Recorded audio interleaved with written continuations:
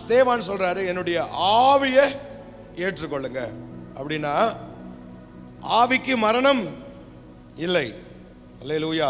இந்த சரீரம் மரித்து போய்விடும். இந்த சரீரம் என்றைக்காவது ஒரு நாள் அழுகி போயிடும், அது புழு பொடித்து விடும். ஆனால் ஆவியை எந்த மனிதனாலும் எந்த சக்தினாலும் அழிக்க முடியாது. அல்லேலூயா. ஆவி தன்னை தந்த தேவனிடத்துல திரும்பும். அல்லேலூயா.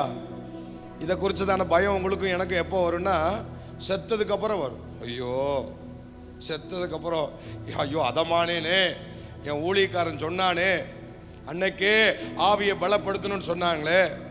பிரியமானவனே, உன் ஆத்துமா எப்படி வாழ்கிறதோ அப்படி நீ எல்லாவற்றிலும் வாழு, அப்படி நீ நல்லாயிரு.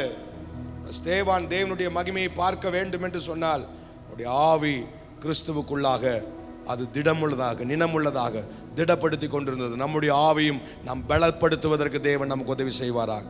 அல்லேலூயா.